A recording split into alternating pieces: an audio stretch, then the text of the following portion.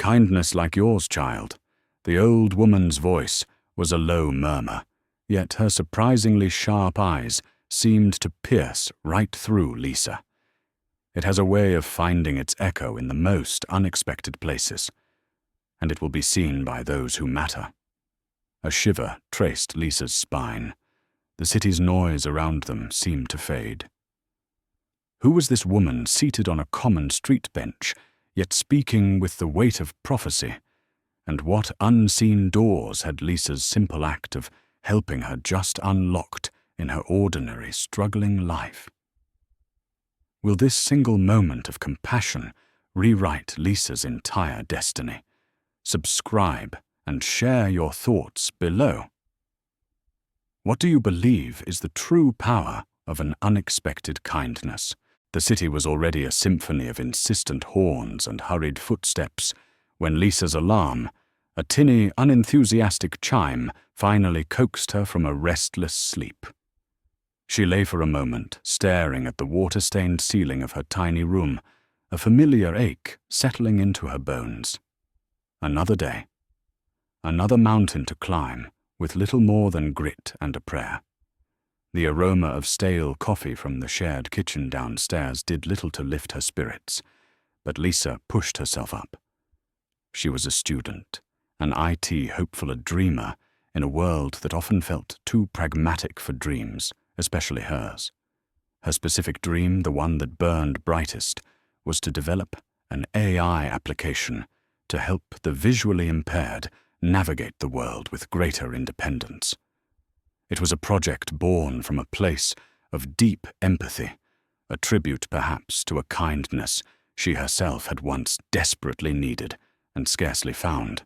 She dressed quickly, worn jeans, a faded university sweatshirt, her mind already racing through the day's tight schedule classes, a short shift palavras, chave, cobertas, no ficheirosi, das terebatlanone melhos intrio semt port, at the campus library, and then hours hunched over her aging laptop, chipping away at lines of code, coaxing her AI project Molitva, o luvie shastid ledocere otmateri, TX to life. It was a solitary existence marked by the constant gnawing anxiety of overdue bills, and the quiet, persistent echo of a past hurt a shadow that clung to her, despite her best efforts to outrun it. There were days the weight of it all felt crushing, days when the city's glittering towers seemed to mock her humble aspirations. After a meager breakfast of toast and black coffee, Lisa headed out her backpack, heavy with books, and a second-hand laptop that was more temperamental than reliable. On the bus, a giant LED screen mounted on a skyscraper across the street flashed through the morning's headlines. She usually ignored them, pronouncements from a world so far removed from her own. But one caught her eye. Palantir unveils groundbreaking AI for social welfare, fraud detection. The sleek corporate logo shimmered, followed by a fleeting image of a man with intense eyes and a sharply tailored suit. The chyron read, "Alex, CEO of Palantir. We're not just building software, we're engineering fairness." Lisa let out a small involuntary sigh, a wisp of sound lost in the rumble of the bus. Engineering fairness, she thought, a wry, humorless smile touching her lips. "I suppose fairness hasn't quite found its way to this side of town yet, Mr. Alex." The name Alex, or perhaps the surname that had flashed too quickly for her to register, pricked at a distant memory. Something her own mother, a kind soul who'd worked at a community clinic, might have mentioned in passing years ago. A benefactor. A distant connection. It was too vague, lost in the haze of grief and time. She shook her head, dismissing it. Billionaire CEOs and their grand declarations had little bearing on whether she could afford new software licenses or even next month's rent. Her first class was advanced algorithms, a subject she loved, but which often highlighted the limitations of her resources. Today, Professor Davies announced a new department-wide competition, a challenge to develop an innovative AI solution for a real-world problem. The grand prize, a significant grant mentorship from industry leaders, and a chance to present at a prestigious tech summit. Lisa's heart leapt. This was it. This was the kind of opportunity she'd prayed for, a pathway to making her AI for the visually impaired a reality. But as the professor detailed the entry requirements, access to specific datasets, processing power, far beyond her current capabilities, a polished prototype, her initial excitement began to deflate, replaced by a familiar, sinking feeling.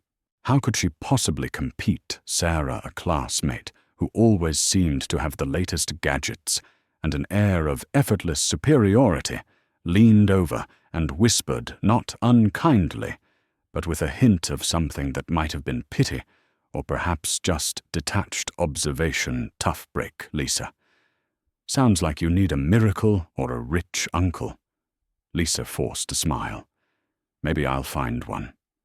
But Sarah's words stung a casual reminder of the chasm between her ambition and her reality. The shadow from her past, the one that whispered insidious doubts about her worth and her chances, stirred within her. It was the memory of a door slammed shut, of a dismissive laugh from someone who had the power to help, but chose not to, simply because she was a nobody. Throughout the day, the competition loomed large in her mind. The grant wasn't just money, it was validation, a chance to prove that her ideas, her dream, had merit. It was a chance to finally silence that nagging voice of inadequacy. She spent her library shift, distracted her fingers, fumbling with the book scanner, her thoughts a whirlwind of algorithms and anxieties. Later that evening, back in the solitude of her small room, the city lights painting a cold, impersonal glow on her walls, Lisa opened her laptop. The screen flickered, coughed, then grudgingly came to life. She pulled up her project files, the lines of code, a familiar comfort. For a few hours, she lost herself in the intricate logic, the challenge of teaching a machine to see for those who could not. This was her sanctuary, her rebellion against the odds. Just as she was about to call it a night, her shoulders aching, her eyes burning, a new email pinged in her inbox.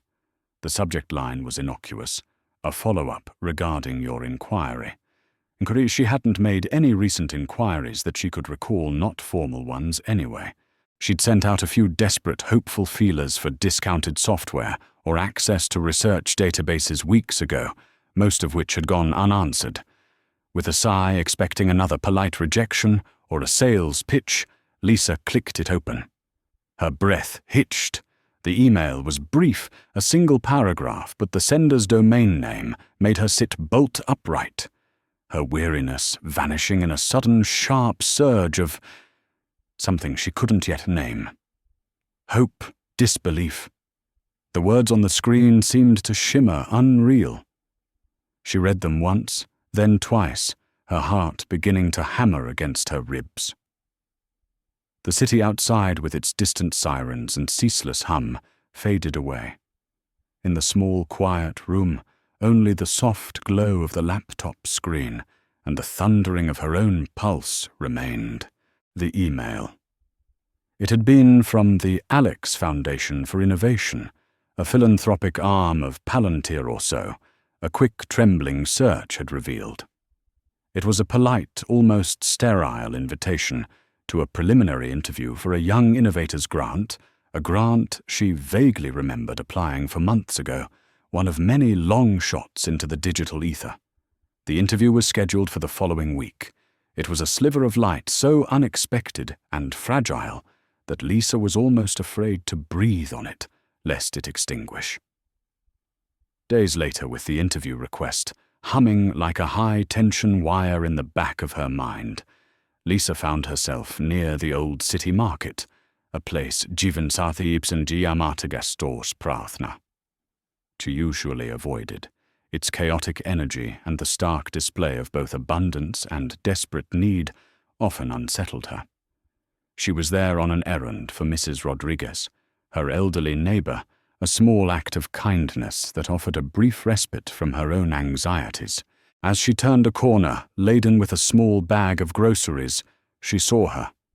An older woman, elegantly dressed despite a smudge of dirt on her cheek, was struggling with a large, unwieldy cart piled high with what looked like donated books and art supplies. One of the cart's wheels was stubbornly jammed, and she was trying to dislodge it, her face etched with a mixture of frustration and a sort of regal exasperation. Her silver hair was slightly disheveled, and she leaned heavily on a polished wooden cane. Yet there was an undeniable air of refined determination about her. People hurried past a river of indifference, their eyes skittering away from the minor inconvenience the woman and her cart presented. Lisa hesitated. A familiar caution, cold and sharp, pricked at her. The shadow of her past, the memory of misplaced trust and subsequent humiliation, whispered for her to walk on by. "It's not your problem," the voice said. "You have enough of your own." She saw a flicker of that old dismissal in the averted gazes of the passers-by. But then she saw the woman's hand, slender and papery with age, tremble slightly as she made another futile attempt to free the wheel. There was a vulnerability there that cut through Lisa's reservations, a silent plea that resonated with her own deeply buried needs. Her mother's voice echoed in her memory on this. "Lisa costs nothing, but its worth is immeasurable." With a small sigh that was part resignation, part resolve, Lisa shifted her own bag and approached. "Excuse me, ma'am," she said, her voice soft. "May I help you with that?" The older woman looked up, her eyes. A startling shade of clear, intelligent blue met Lisa's. They were surprisingly sharp, appraising. "Oh, my dear," she said, her voice, a low, cultured, melodied liadushi, slushed tax that seemed out of place amidst the market's cacophony. "That would be most kind. This infernal contraption seems to have a will of its own today." As Lisa knelt to examine the wheel, a small stone wedged tightly in its mechanism, she was vaguely aware of someone pausing nearby. She glanced up briefly and saw Sarah, her classmate, watching them from across the street with an expression that was a curious blend of disdain and amusement. Sarah caught Lisa's eye, raised a perfectly sculpted eyebrow, and then, with a dismissive little shrug, turned and walked into a trendy boutique. The silent judgment was clear, and it stung, but Lisa pushed the feeling aside, focusing on the task at hand. "I think I see the problem," Lisa said, wrestling with the stone. "It's really stuck in there." "Yes, rather like some outdated ideas in modern bureaucracy. Wouldn't you say?" the older woman commented, a ghost of a smile playing on her lips. Lisa, surprised by the unexpected observation, looked up and met those keen blue eyes again. There was a definite twinkle there now. I suppose so." Ma'am, Lisa managed, a little flustered. She finally dislodged the stone with a grunt of effort. "There we go. It should roll smoothly now." "Oh, you are a wonder child," the woman exclaimed, relief washing over her face. A veritable angel of mercy. "I'm Eleanor, by the way." She extended her hand, a gesture that felt both gracious and surprisingly firm. "Lisa," she replied, shaking it. "Just Lisa." "Well, just Lisa." Eleanor said, her eyes still twinkling. "You have a very capable pair of hands, and an even kinder heart." "Tell me, Lisa, what does a bright young woman like you, who clearly understands the mechanics of a stubborn wheel, dream of fixing in this rather complicated world?" The question was so direct, so unexpected, that Lisa found herself answering honestly, the words tumbling out before she could stop them. About her AI project for the visually impaired that challenges her hopes. Eleanor listened intently, her head tilted, asking a sharp, insightful question here and there, that showed a surprising grasp of the concepts Lisa was describing. It wasn't the polite, feigned interest Lisa sometimes encountered. It was genuine probing, an AI that helps people see, Eleanor mused when Lisa finished, her voice softer now. That's a profoundly noble ambition, Lisa. The world needs more light in every sense of the word. She paused, her gaze distant for a moment. My son, he's also in technology. He often says that the best innovations are born from the deepest empathy. Before Lisa could ask more, Eleanor seemed to gather herself. Well, you've saved my afternoon, my dear. I'm on my way to deliver these to a small community arts centre nearby. They're always so short on supplies. She gestured to the cart. Lisa offered to help her push it the rest of the way, an offer Eleanor accepted, with a grateful smile. As they walked the short distance, Eleanor spoke little, but Lisa felt those intelligent eyes on her, observant, thoughtful. When they reached the modest entrance of the arts centre, Eleanor turned to Lisa, her expression warm. Thank you again, Lisa. Truly, you've done more than just fix a wheel today. She reached into her handbag, but Lisa quickly shook her head. Oh no, please, Mom. It was nothing. I was happy to help. Eleanor's smile deepened. I insist on a small token. She pressed a curiously carved wooden bird, small enough to fit in Lisa's palm, into her hand. A little something for remembrance. And a piece of advice. If an old woman may be so bold, never let the world's indifference dim the light of your own good intentions. Then, with a final enigmatic look that Lisa couldn't quite decipher, Eleanor said, her voice carrying a strange weight. Kindness like yours, Lisa. It has a way of finding its echo in the most unexpected places, and it will be seen by those who matter. She turned and, with surprising spryness, now that the cart was manageable, guided it into the arts centre. Lisa stood there for a moment, the small wooden bird warm in her hand, a fainter, unidentifiable floral scent lingering in the air where Eleanor had stood. The encounter felt surreal, leaving her with a peculiar mix of warmth and an unsettling sense of significance. Shaking her head slightly as if to clear a pleasant but perplexing dream, Lisa turned to head home, her thoughts already drifting back to the impending interview, the grant, the long road ahead. The old woman Eleanor had been an unusual interlude, a moment of unexpected connection. But as she walked away, Lisa couldn't shake the feeling that those clear blue eyes had seen more than just a helpful young student, and that final resonant promise of kindness finding its echo. It lingered, a quiet note of hope in the clamour of her challenging life. Eleanor, her elegant composure restored, sat in the sun-drenched morning room of her son's penthouse apartment, a stark contrast to the bustling city market of a few days prior. Opposite her, Alex listened, his usual focused intensity softened by a rare, thoughtful quietude as his mother recounted her encounter with Lisa. He was a man accustomed to data streams and complex algorithms, to boardrooms and global strategies, yet the simple story of a jammed cartwheel and a young woman's unhesitating kindness held his complete attention. She didn't just help Alex, Eleanor explained, her blue eyes earnest. She saw me. Truly saw me, not as a nuisance or an old woman in the way, but as a person needing a hand. And when I asked about her dreams, Eleanor paused, a delicate smile gracing her lips. She spoke of using AI to help the visually impaired.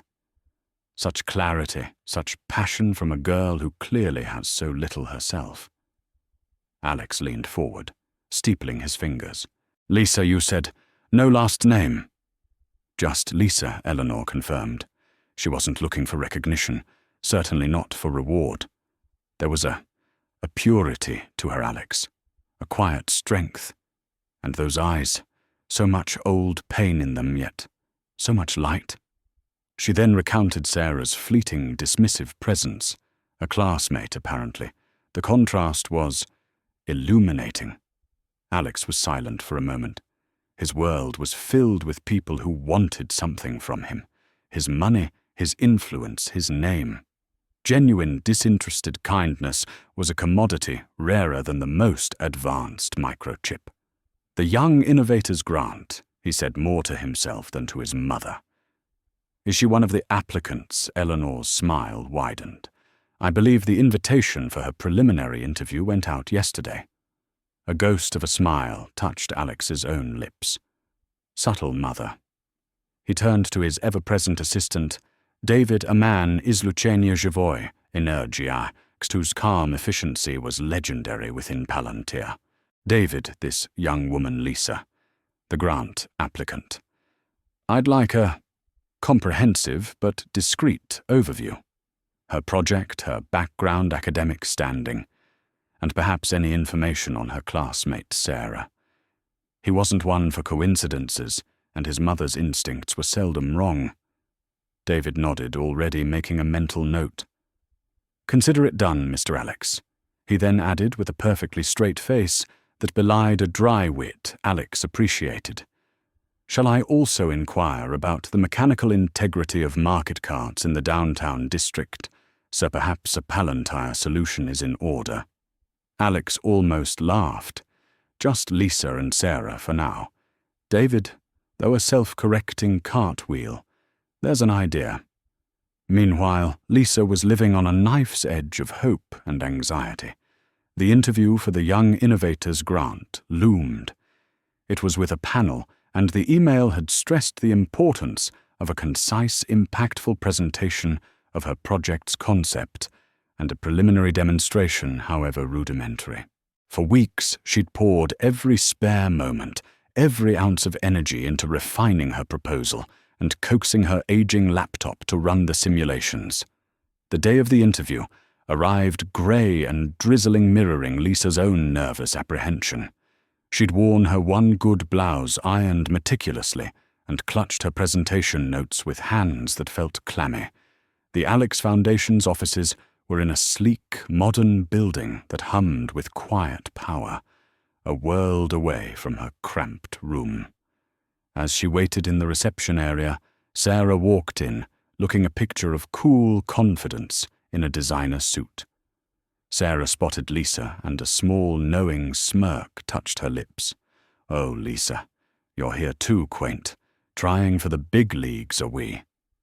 Her voice was light, almost playful, but the condescension was unmistakable. Lisa simply nodded, refusing to be drawn. Good luck, Sarah. Sarah's smirk widened. Luck is for amateurs, darling. I have talent and connections.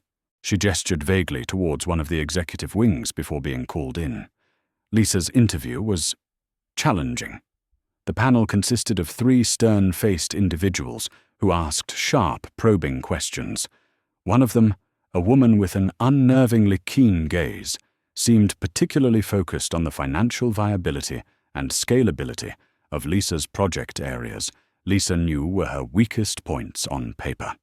She answered as honestly and passionately as she could, her belief in the project's human value shining through even as she fumbled some of the more complex business-related queries.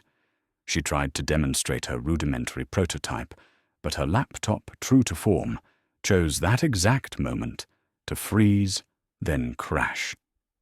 Mortification washed over her. Technical difficulties, Ms. Lisa, one panelist, asked, his tone flat. I apologize, she stammered, her cheeks burning. My equipment isn't ideal, but the core algorithm is sound, I assure you. She left the interview feeling a crushing weight of disappointment. The crash, her less than polished answers to the business questions. It felt like a disaster.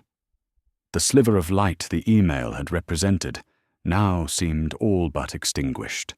Unseen by Lisa in an observation room behind a one-way mirror, Alex had watched the entire interview. David sat beside him, a tablet displaying Lisa's application file. He'd been impressed by her passion, her raw intelligence, and the genuine altruism driving her project. He'd also noted her obvious lack of resources and the unfortunate laptop incident. And he'd seen Sarah's interview too. Polished, articulate, technically proficient, but somehow hollow. Her project, an AI for optimizing luxury shopping experiences, felt trivial in comparison to Lisa's. Her laptop crashed at the critical moment, Sir David observed quietly. And her financial projections are optimistic, to say the least. Yes, Alex said, his gaze still on the empty interview chair where Lisa had sat. But did you hear her, David? When she spoke about why she's doing this, there's a fire there. The kind money can't buy. He then frowned. Sarah's presentation was flawless. Almost too flawless. There was a mention in her peer review section. A collaborative project with Lisa last semester, where Lisa reportedly did most of the foundational work, but Sarah received the higher grade due to a more polished presentation. I'll look into that further, Sir David said. The next few days were a blur of anxiety for Lisa. She tried to focus on her studies on her library shift, but the disastrous interview replayed constantly in her mind. Then, during a late-night coding session, as she was trying to recover data from her crashed hard drive for a separate class assignment due the next morning, she discovered it. Her shared project folder with Sarah for that crucial assignment, the one Sarah had insisted they collaborate on only to contribute very little, was a mess. Key files were corrupted algorithms systematically altered with subtle, damaging errors, and entire sections of her original contribution seemed to have been recently overwritten with inferior, almost nonsensical code. Panic, cold, and sickening seized her. This wasn't an accident. This was deliberate. The deadline was hours away, and her work, weeks of meticulous effort, was in ruins. And the only person who had access, the only person who stood to gain by her failure, was Sarah. The invitation to Palantire's annual Future Forward Symposium felt like a gilded olive branch, an almost surreal development after the crushing disappointment of her grant interview and the subsequent sabotage of her class assignment. Lisa had managed to salvage her assignment grade, pulling 3 all-nighters fueled by sheer desperation and lukewarm coffee. But the incident with Sarah had left a bitter taste, a lingering sense of vulnerability. The symposium invitation, extended to promising students from various universities, including those shortlisted for the Young Innovators Grant, was unexpected. Perhaps her interview hadn't been the complete disaster she'd imagined. Or perhaps a small, cynical part of her whispered, this was just another way the privileged world dangled carrots. It had no intention of letting her reach. Eleanor, whom Lisa had tentatively called to thank for the small wooden bird, and to share news of the grant interview without mentioning the laptop crash, had been warmly encouraging. You absolutely must go, Lisa. It's an incredible opportunity to see the cutting edge of AI. And who knows who you might meet. There was that knowing, enigmatic tone, again making Lisa wonder. The day of the symposium, Lisa chose her outfit with care. A simple dark dress she'd found at a thrift store, smart but unassuming. The convention center buzzed with an almost electric energy. Tech titans, venture capitalists, ambitious students, and media personalities mingled a sea of sharp suits and sharper intellects. Sleek Palantir banners, showcasing AI-driven solutions for global challenges, adorned the vast hall. It was intimidating, exhilarating. She found a seat towards the back as the lights dimmed for the keynote address. The presenter was Alex, the CEO, whose image she'd fleetingly seen on the news. In person, he was even more compelling. A dynamic presence, speaking with an easy eloquence about the transformative power of artificial intelligence, not just as a tool for profit, but as a force for societal good.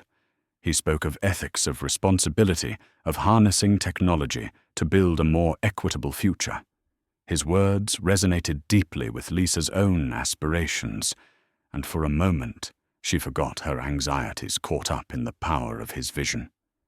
He unveiled Palantire's latest breakthrough, an AI platform designed to predict and mitigate natural disasters with unprecedented accuracy. The applause was thunderous. Then came the segment on the Young Innovators Grant. Alex spoke passionately about fostering new talent, about believing in ideas that could change the world. He mentioned the rigorous selection process, the brilliant minds they'd encountered. And then a slide appeared behind him, with photos of a few short-listed candidates. Lisa's breath caught in her throat. Her picture was among them. One project that particularly captured our imagination. Alex was saying, his gaze sweeping the audience, aims to use AI to empower the visually impaired. A project driven by profound empathy and remarkable ingenuity, conceived by Ms. Lisa Chen. He looked directly towards her section, a spotlight finding her, and Lisa felt 1,000 pairs of eyes turn her way. Her cheeks burned. Alex smiled, a genuine warm smile that reached his eyes. Lisa, your vision is precisely what Palantir seeks to support. We'd like to offer you not just the full grant, but a position within our AI ethics and development team to bring your project to life with Palantir's full resources. The hall erupted in another wave of applause. Lisa was stunned, speechless. It was too much, too fast. A dream unfolding with an impossible, dazzling speed. Tears welled in her eyes, tears of disbelief, of overwhelming gratitude.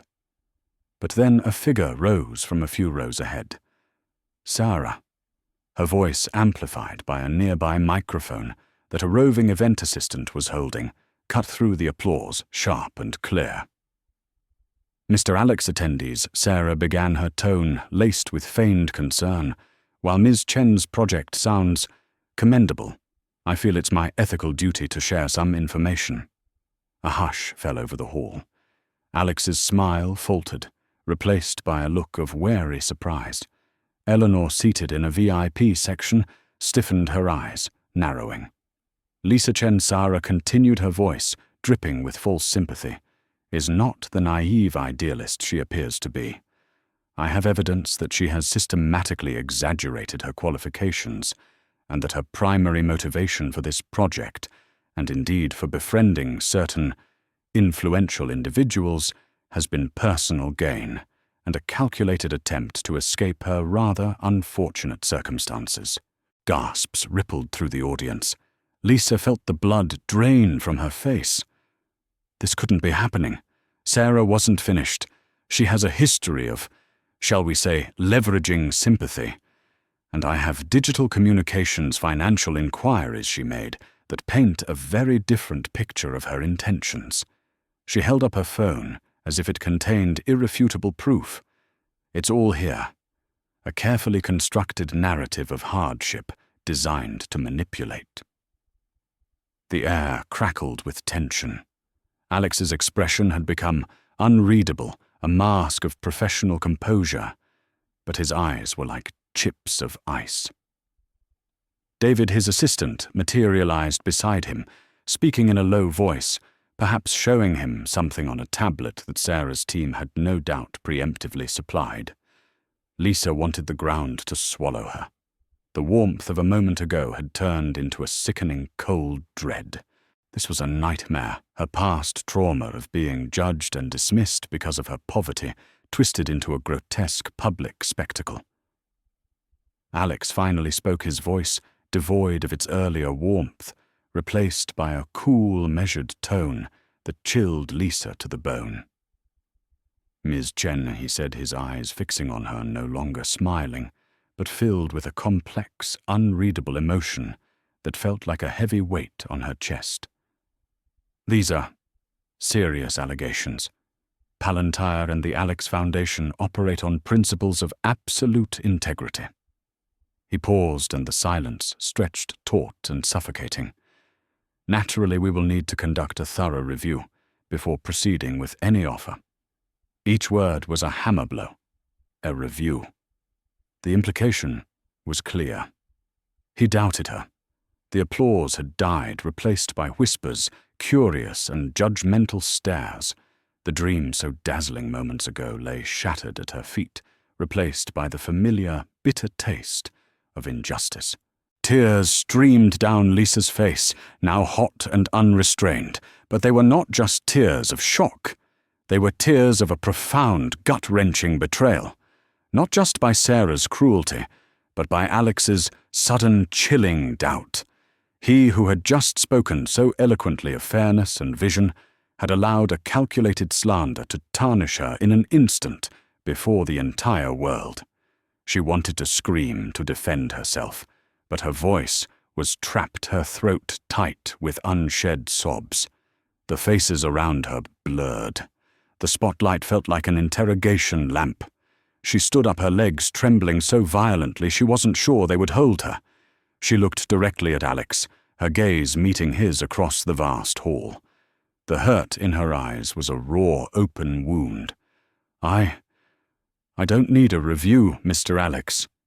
She finally managed her voice, hoarse but surprisingly steady, cutting through the murmurs.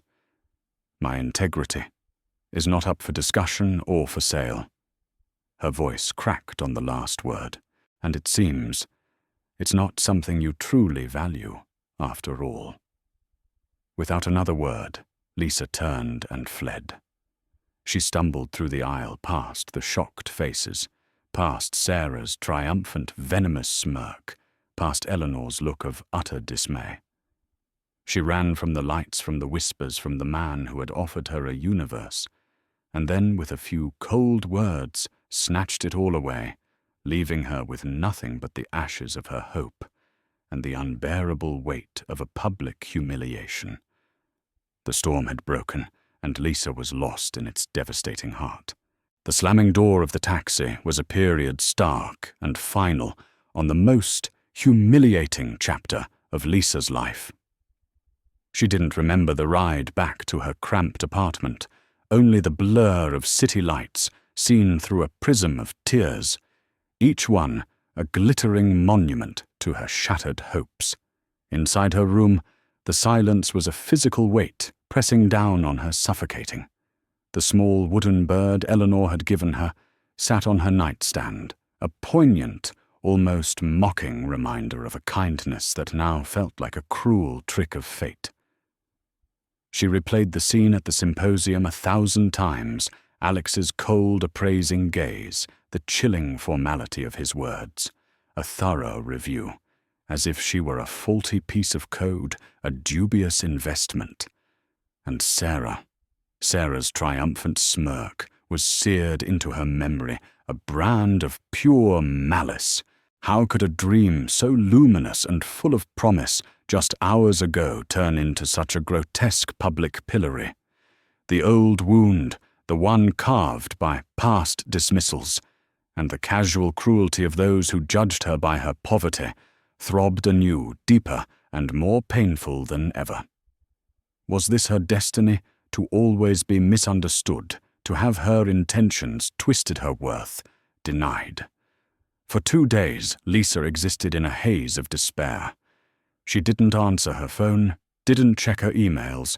The university, her project, even the thought of coding all felt tainted, impossible. What was the point of striving, of dreaming, if the world was so quick to believe the worst, so eager to crush the spirits of those who dared to reach beyond their designated station? The AI for the visually impaired, her beautiful, ambitious project, now seemed like a monument to her own naivety. On the 3rd morning, a soft but persistent knock echoed through her small apartment. Lisa ignored it, pulling the thin blanket over her head. But the knocking continued, patient, unhurried. Finally, with a groan of weary resignation, she dragged herself to the door, expecting Mrs. Rodriguez or perhaps a concerned classmate. It was Eleanor. She stood in the dim hallway, a figure of quiet elegance, holding a small, unmarked paper bag. Her blue eyes, so sharp at the market, were now filled with a profound, gentle empathy that disarmed Lisa completely. "May I come in, my dear?" Eleanor asked softly. Wordlessly, Lisa stepped aside. The room was a mess testament to her inner turmoil. Clothes lay discarded, books were splayed open, and an air of neglect hung heavy. Eleanor didn't comment, her gaze missing nothing but judging nothing. She simply found a small, clear space on Lisa's cluttered desk and placed the paper bag there. "I brought you some proper tea," she said, her voice a calm anchor in Lisa's storm. "And some of Mrs. Gable's rather excellent lemon scones. She bakes for my son, you know. He has a terrible sweet tooth, though he'd never admit it in a boardroom." Lisa stared at her, bewildered. "Tea scones." After what had happened, Eleanor seemed to read her thoughts. "Lisa," she said, her voice firm yet kind, pulling out a small, foldable chair from a corner Lisa hadn't even realized was there. What happened at that symposium was a travesty, a cruel, calculated act by a very insecure young woman. But Alex. He believed her. Lisa whispered the words like shards of glass in her throat. Eleanor sighed, a delicate sound. "Alex," she said, a flicker of something, exasperation, maternal affection, in her eyes, "is a brilliant man, Lisa. A visionary, even. But he is also a man. Prone to moments of astonishing density, especially when his own carefully constructed world feels threatened by an unknown variable." She offered a small, wry smile. "He was once convinced at the age of 7 that the toaster was actively plotting against him because it kept burning his cinnamon toast. Took me a week to convince him it was the ancient wiring, not a sentient appliance with a vendetta." A tiny, reluctant smile touched Lisa's lips, the first in days. It vanished as quickly as it came, but Eleanor saw it. "He is not without his blind spots, my dear." Eleanor continued, her tone gentler. "He lives in a world where he is constantly besieged by those who want something from him. His guard is always up. Sarah. She knew precisely which buttons to push, which fears to exploit. But that does not excuse his reaction, nor does it diminish the truth of who you are." Eleanor leaned forward, her gaze direct and unwavering. "I saw you, Lisa. At the market. I saw your heart. No calculated opportunist behaves with such genuine, unhesitating kindness when they believe no one of consequence is watching. What Sarah did, what Alex momentarily failed to see, that is their failing, not yours." The sincerity in Eleanor's voice, the absolute conviction in her eyes, was like a balm to Lisa's bruised spirit. It didn't erase the pain, but it created a small, protected space where healing might begin. "Your dream," Lisa Eleanor said, her voice now infused with a quiet power. "That beautiful, important dream of yours. Is it really going to be snuffed out by the malice of one jealous girl and the temporary lapse of judgment of one rather stressed CEO?" Meanwhile, across town, in the sterile, glass-walled offices of Palantir, Alex was indeed feeling rather stressed and increasingly profoundly uneasy. The initial shock and disappointment from the symposium had given way to a nagging disquiet. Lisa's final words, her raw pain, replayed in his mind. His mother's quiet but palpable disapproval of his handling of the situation also weighed heavily on him. He'd reviewed the evidence Sarah had provided. Digitally, it was almost too perfect.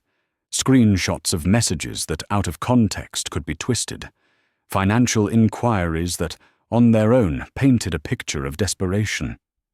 But something felt off. He called David into his office. The Sarah girl, Alex, began pacing. "I want everything on her. And I want a fresh, critical look at what she presented against Lisa Chen. Assume nothing. Question everything.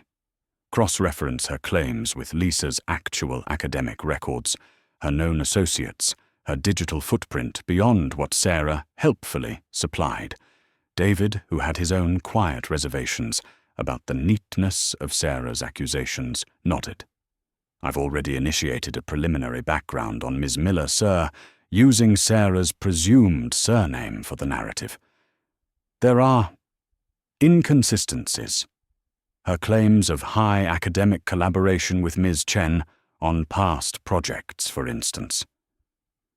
Professor Davies remembers their algorithm project quite well. He noted Ms. Chen did the lion's share of the innovative coding, while Ms. Miller's contribution was largely aesthetic. Alex stopped pacing. Aesthetic. And those financial inquiries from Ms. Chen. David continued consulting his tablet. They were standard applications for student aid software discounts and academic grants. Nothing out of the ordinary for a student in her financial position. Nothing that suggests a pattern of manipulative behavior. In fact, there's a distinct lack of avarice. A muscle twitched in Alex's jaw. He remembered Lisa's face, her eyes when he'd effectively accused her. The sheer, unadulterated hurt. He thought of his mother's words about Lisa's project, her passion. "Keep digging, David," Alex said, his voice tight. "I want to know who Sarah Miller really is. And I want to know if I've just made the biggest mistake of my career." Back in her small room, Lisa looked at Eleanor. The older woman's words, her unwavering belief, had pierced through the fog of despair. The path ahead was still daunting, uncertain. But the question Eleanor had posed hung in the air. Was she going to let them win? She thought of her AI project, of the people it could help. She thought of her own quiet resilience, the strength that had carried her through so much already. The anger at the injustice was still there, a burning coal in her chest. But now something else was stirring alongside it, a spark of defiance. Lisa took a slow, deep breath. She picked up the small wooden bird from her nightstand, its smooth, worn surface cool against her palm. "No, Eleanor," she said, her voice quiet but firm, a new resolve hardening her gaze. "No. They will not snuff out my dream." Eleanor smiled, a radiant, genuine smile. "I rather thought you'd say that, my dear." Well, the mini-hook, as Eleanor was leaving, she paused at the door. "Alex may be a fool sometimes, Lisa, but he is not a malicious one. He will find the truth. The question is, what will you be doing when he does?" She left Lisa with that thought, a challenge, and an open door, however slight. Lisa looked at her laptop, then at the competition guidelines for a smaller independent AI showcase she'd once dismissed as out of her league. A new idea, a new plan began to form. Eleanor's parting words echoed in Lisa's mind long after the older woman had left. "What will you be doing when he does?" It was a challenge, a call to action, a refusal to let her be defined as a victim. The small independent Innovate for Impact showcase. She'd dismissed it before, as too small scale, its prize money negligible compared to Palantir's grant. But now it represented something far more valuable, a platform, a chance to be judged on merit alone, to let her work speak for itself, untainted by corporate politics or personal vendettas. A new fierce energy surged through Lisa. The despair didn't vanish, but it receded, overshadowed by a steely resolve. She retrieved her notes, her algorithms, her battered laptop. If the world wouldn't give her a fair chance, she would build one herself line by painstaking line of code. She reached out to Professor Davies, who, having heard whispers of the symposium debacle, and always having a soft spot for underdogs with genuine talent, offered her access to the university's advanced computing labs after hours. A small online community of indie AI developers, impressed by a query she'd once posted, offered open-source tools and moral support. Bit by bit, Lisa began to rebuild not just her project, but her belief in herself. Meanwhile, Alex was living with the distinct and uncomfortable sensation of his own fallibility. David's final report on Sarah Miller had been damning. It laid bare a pattern of academic dishonesty, subtle sabotage of peers, and a meticulously crafted online persona that hid a desperate, almost pathological ambition. The evidence against Lisa had been a tapestry of half-truths, cleverly edited communications, and outright fabrications, all designed to prey on Alex's known aversion to opportunism. The realization that he had been so easily manipulated, that he had publicly humiliated an innocent young woman whose only crime was her brilliance and her poverty, filled him with a self-reproach that was both cold and burning. "She played me, David Alex," said the words flat, staring at the glossy photo of Sarah from her symposium application. "She played on my own damn biases."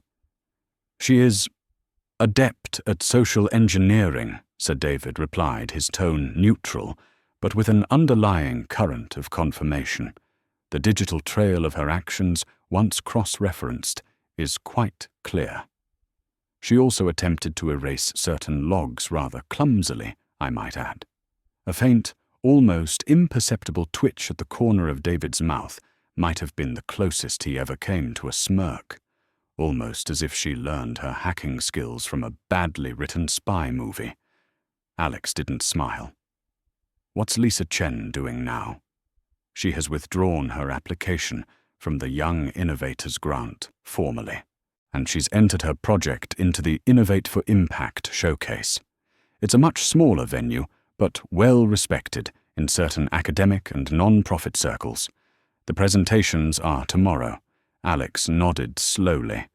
"Clear my schedule for the afternoon, David, and draft a press release for immediate distribution under my name. No under Palantire's and the Foundation's. It needs to be unequivocal." The Innovate for Impact showcase was held in a repurposed university auditorium, a far cry from the glittering Palantir Symposium. The atmosphere was less corporate, more fervent, a gathering of true believers in technology's power to do good. Lisa, her nerves taut, but her resolve firm, stood backstage. Her presentation was ready, her prototype painstakingly reconstructed and improved in the university labs was functional. During a last-minute system check, a projector bulb suddenly blew with a small, comical pop.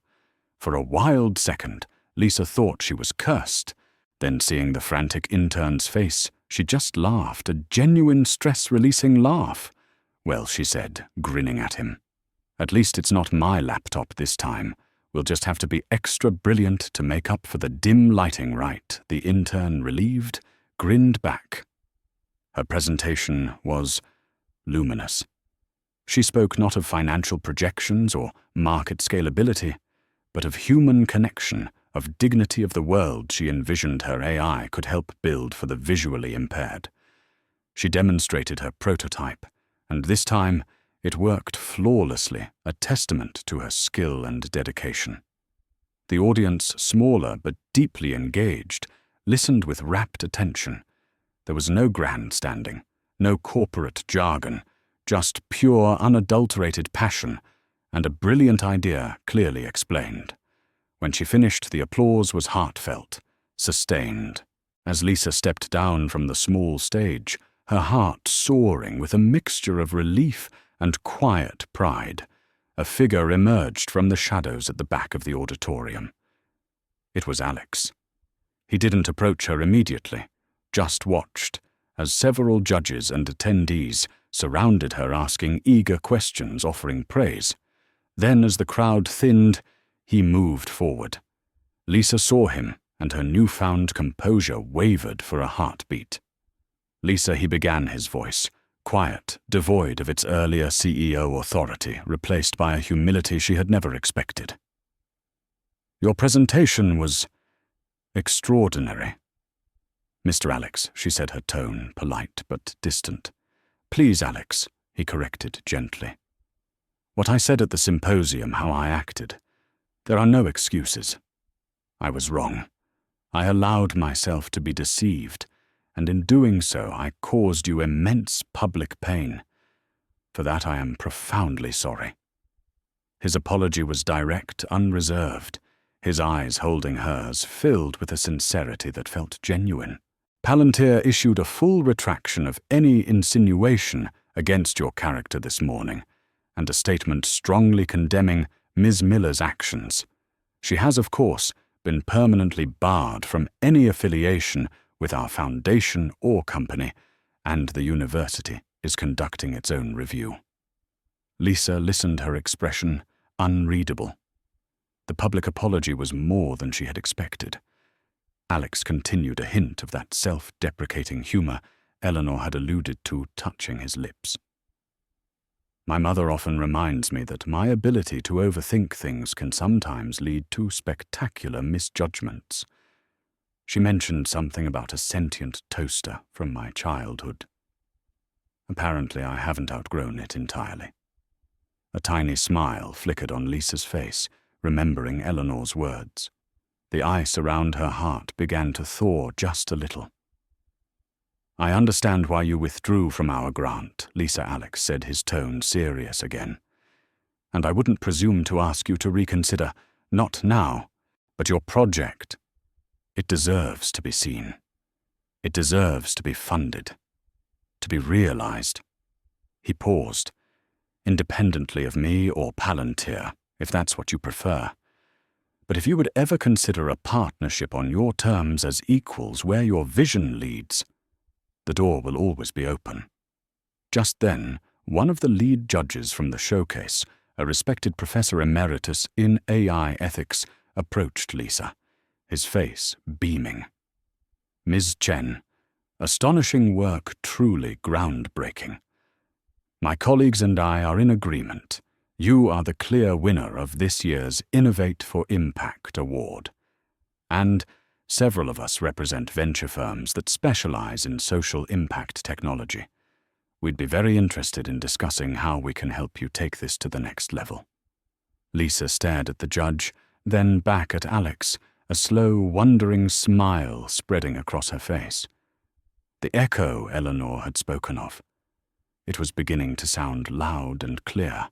The weeks that followed the Innovate for Impact showcase were a whirlwind for Lisa, but this time it was a whirlwind of exhilarating possibilities. The news of Sarah Miller's downfall had been swift and decisive. Palantir's public statement, coupled with the university's own thorough investigation, left no room for doubt. Sarah was expelled, her carefully constructed facade shattered, leaving behind a cautionary tale about the corrosive nature of envy and deceit.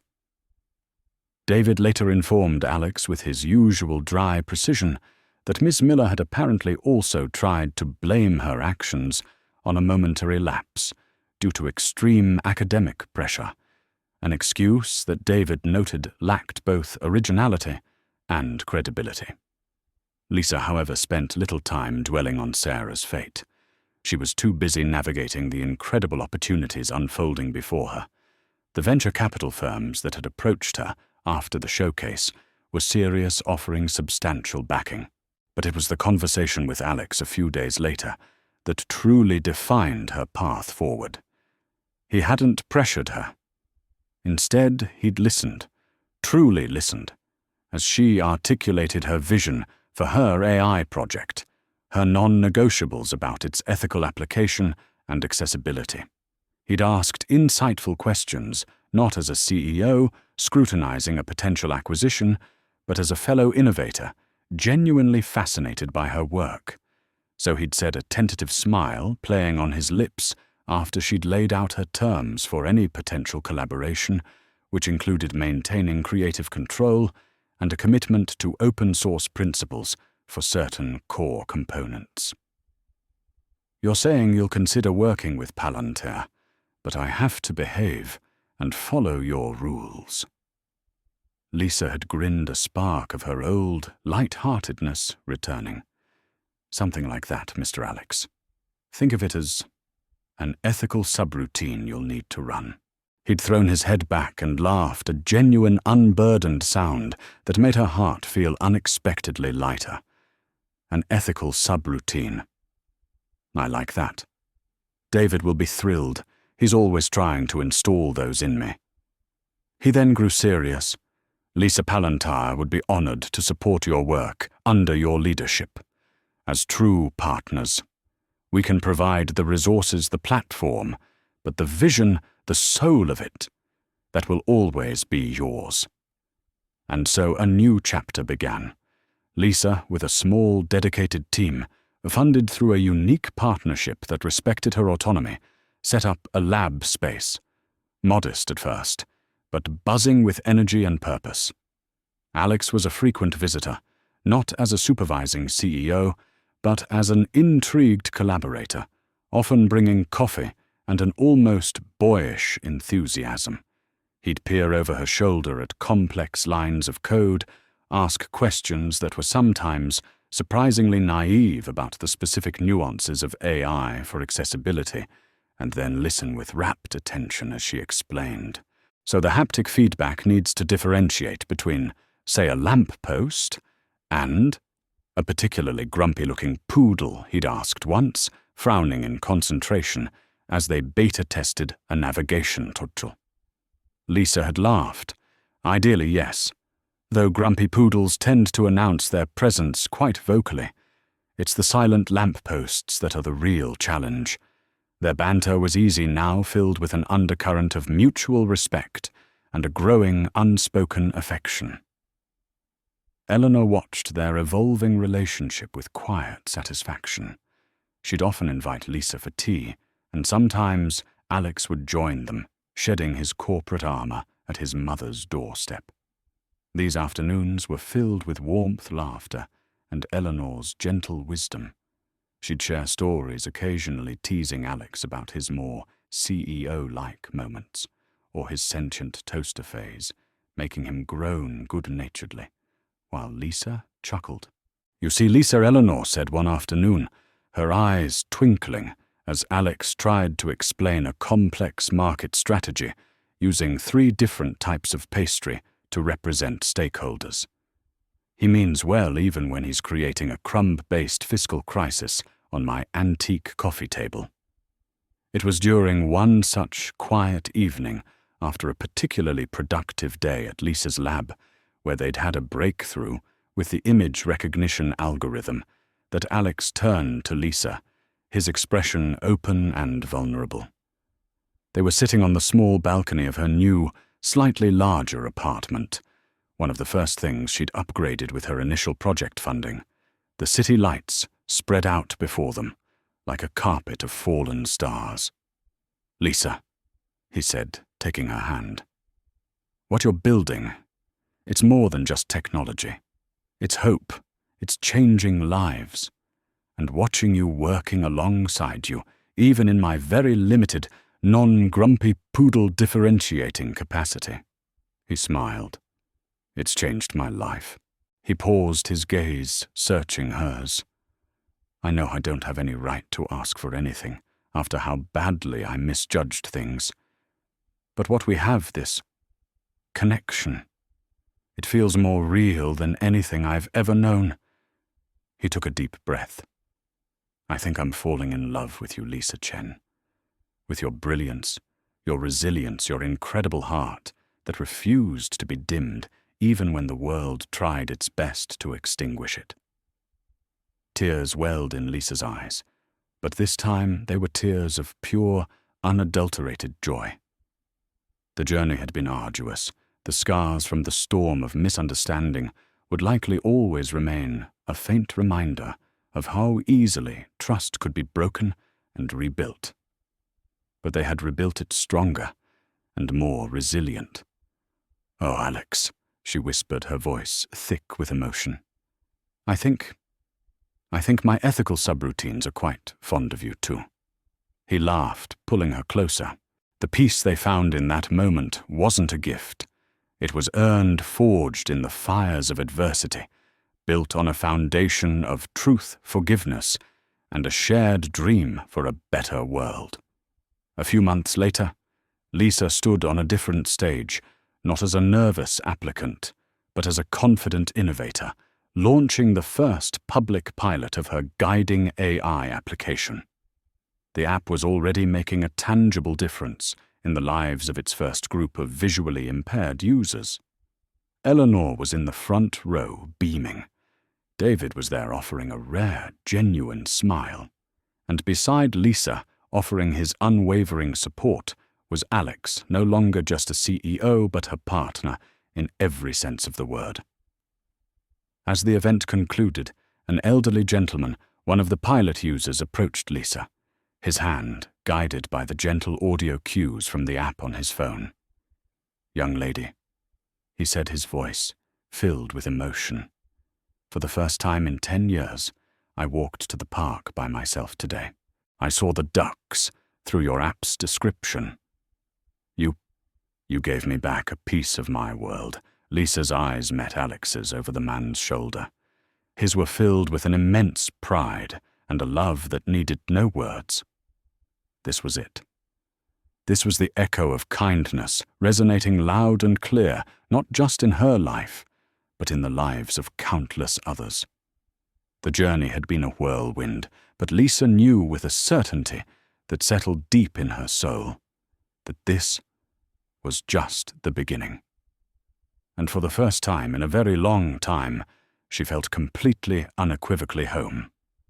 And so Lisa's journey, which began with a simple act of kindness amidst her own struggles, found its way to a new dawn, not just for her, but for the many lives her vision would touch. It makes you wonder, doesn't it? How often do the greatest storms in our lives pave the way for the most profound clarity, revealing the unshakable strength we never knew we possessed? Perhaps you've known a time when your own light felt dimmed by misunderstanding, only to find it burning brighter for the ordeal.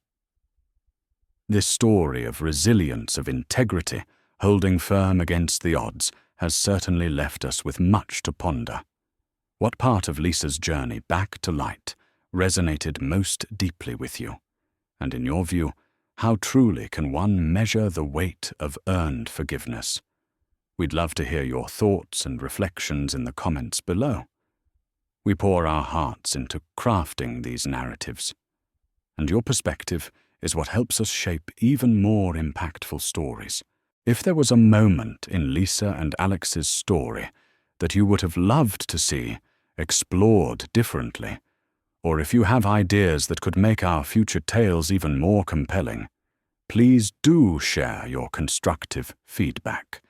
It's your insights that help us grow and refine our storytelling every day. If Lisa's perseverance and the ultimate triumph of kindness touched your heart, a simple like would mean so much to us. And if you believe this story could offer a spark of hope or a moment of connection to someone else, we encourage you to share it. For more stories that delve into the human spirit and the unexpected turns of life, please consider subscribing and ringing the notification bell. We're excited to continue exploring these meaningful journeys with you. Thank you for sharing this time with us. Until our next story, may your own acts of kindness, no matter how small, find their beautiful echo in the world.